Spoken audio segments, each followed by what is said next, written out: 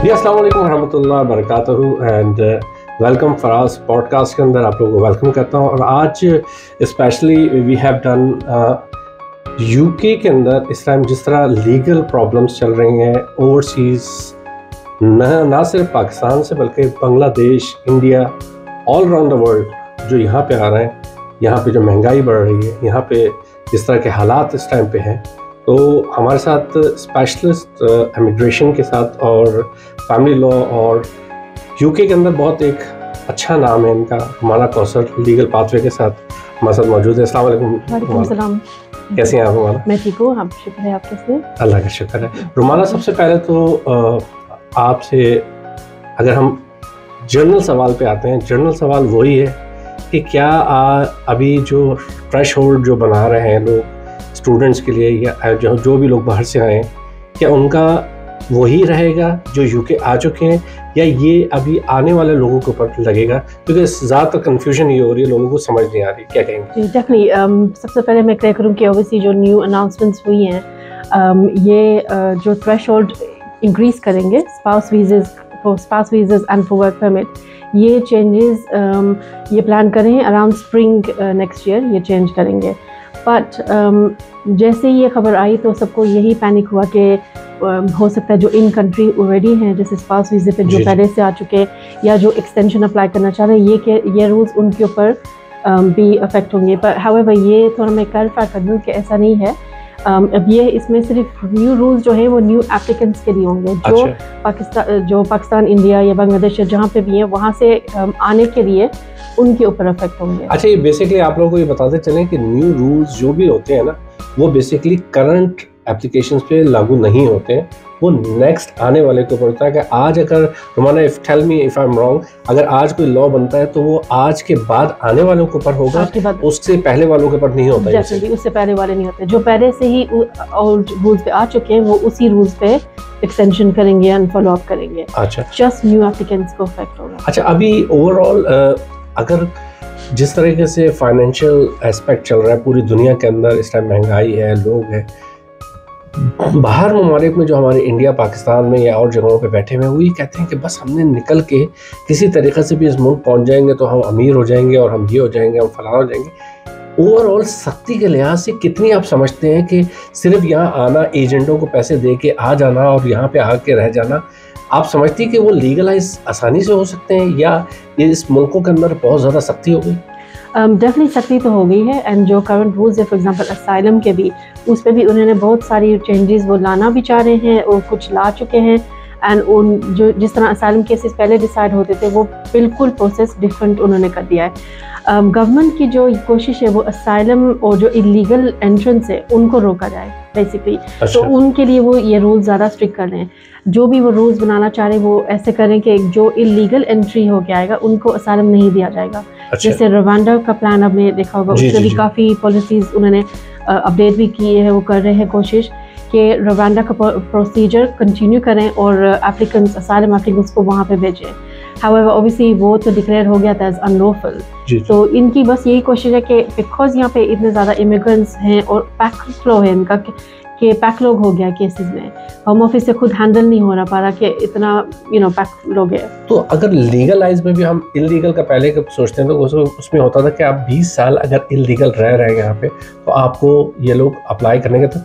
तो ओवरऑल ज़िंदगी का कितना बड़ा हिस्सा यहाँ पे आप इलीगल जब आप रहते हैं तो ना आप काम कर सकते हैं, ना आप कुछ रह सकते हैं। इवन रहने के ऊपर भी मैंने सुना है कि आपको अगर कहीं जाते हैं तो लैंडलॉर्ड को आपको जो है वो अपना लीगल स्टेटस दिखाना पड़ता है। तो ओवरऑल आप समझती हैं कि it's very hard now to just come and just start living here?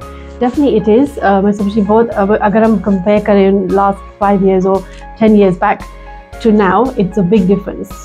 जैसे आपने कहा जो लैंडलॉर्ड्स का है वो उन्होंने रेंट्स, मतलब आईडी, आप बगैर आईडी, बगैर स्टेटस के आप रेंट कर ही नहीं सकते, इवन इफ इट्स 1 room और हाउस और एनीथिंग, वो आप कर ही नहीं सकते। सो वो भी रहने के लिए भी इतना मुश्किल कर दिया कि कोई ओवरस्टेयर मजबूरी में जो भी है वो भी नहीं। ना सिर्फ ओवरस्टेयर, जो लीगल लोग भी आ रहे हैं उनके लिए भी यहाँ पे जॉब्स का बहुत मसला है। वी आर टॉकिंग अबाउट जो अभी नर्सिंग के अंदर जॉब्स होती हैं या जो केयर वर्कर्स के अंदर है, इसके अंदर कितना प्रॉब्लम्स हो रहे हैं कि care workers they can't switch to work something else if they will bring like came here as a care worker. What do you want to say about that? Care workers में ये है कि अगर आप किसी कंपनी के लिए काम करने आए हैं तो आपको उसी कंपनी में काम करना होता है अंडर योर वर्क परमिट. सो उसमें मसला ये हो रहा है कि काफ़ी लोग केयर होम वीज़ा में काम करने आए थे लेकिन वो कंपनी बंद हो गई है या they've closed down. Or might be they are a student and they switch to some care worker visa. Yeah. So once they do get their work permits, the care worker company is no longer established. So they have to look for another job. तो basically आपका कहने का मकसद ये कि care worker वीज़े में जो आया है वो सिर्फ केयर वर्कर उसी कंपनी में काम कर सकता है, उसके अलावा अगर किसी भी कंपनी में काम कर रहा होगा या डिलीवरी की जॉब कर रहा होगा तो that's called illegal. They will have to reapply for a new work permit. उनको न्यू वर्क परमिट. अगर वो काम करते हुए पकड़ा जाएगा तो इमिग्रेशन रूल्स के अंदर it called illegal. Yes, it will be illegal working because they are not allowed to work for any other company. Okay. So they could be in trouble. अच्छा, एक इसी सवाल के अंदर जो एक सवाल था कि लोग अगर जिस तरीके से बाहर ममालिक से आते हैं वीज़ा लेके, अगर उन्होंने यहाँ पे आए हैं फॉर एग्जांपल विजिट वीज़े के लिए और वो कहते हैं कि हमने 6 महीने की विजिट वीज़े के लिए गए और we will go for 2 weeks और 3 weeks and we will come back, but वो यहाँ आके स्लिप हो जाते हैं और दे आर नॉट गोइंग, तो आप समझती हैं कि क्या उनके वीज़े को भी वही इल्लीगल कंसिडर किया जाएगा? वो ओवरस्टे हो जाते हैं. जो विजिट पे आते हैं उनका लिमिट होता है 6 months. So within 6 months they have to go back. चाहे आप बोल क्या है कि आप 1 month में जाएंगे, एटलीस्ट विद इन 6 months आपको वापस डेफिनेटली जाना होता है. If you skip that 6 months and you become overstayer then obviously you have no status to be in the UK. But वो कहलाएंगे क्या इल्लीगल? क्योंकि अभी मैं एक डिबेट सुन रहा था तो उन्होंने कहा था कि जो आप एक चीज़ इमिग्रेशन को बता के आते हैं, अगर आप उससे स्विच करते हैं और आप उसको नहीं अमल करते हैं तो we take you as a illegal. आपको हम इल्लीगल ही लेंगे. जिस तरीके से बोट्स के ज़रिए लोग आते हैं या और दूसरे लेके आते हैं, आपने झूठ बोल के आप हमारी कंट्री के अंदर आए.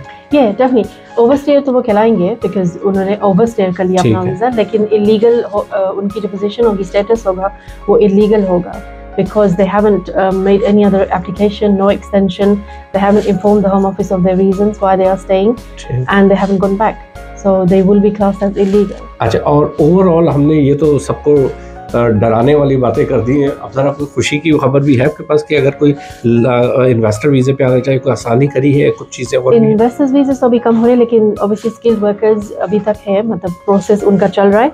कंपनीज जो यूके में है वो अपना स्पॉन्सर लाइसेंस अप्लाई कर सकती है किसी ओवरसीज वर्कर्स को स्पॉन्सर करने के लिए. अच्छा. ये अच्छा प्रोसेस है कि अभी तक ये कंटिन्यू है और इस पे गवर्नमेंट मतलब काफ़ी रिस्ट्रिक्शंस इतने नहीं है इस पे. एज लॉन्ग एज आपकी कंपनी यूके में रजिस्टर है, आप टैक्स पेयर हैं, you can sponsor overseas. Because यहाँ पे बिजनेसेस को भी इफेक्ट हो रहा है कि उनके पास स्किल्ड वर्कर्स नहीं है. अच्छा. फॉर एग्जांपल अगर आपका रेस्टोरेंट है या टेलरिंग का काम है, शेफ है, जो आप भी लीगली आसानी से बुलवा सकते हैं, आप ओवरसीज से लोगों को बुला सकते हैं. So that's a good thing. पर ओवरऑल जो इस टाइम के ऊपर पूरी दुनिया के अंदर है, पैसे वाले जो लोग हैं उनके लिए हर चीज़ आसानी है.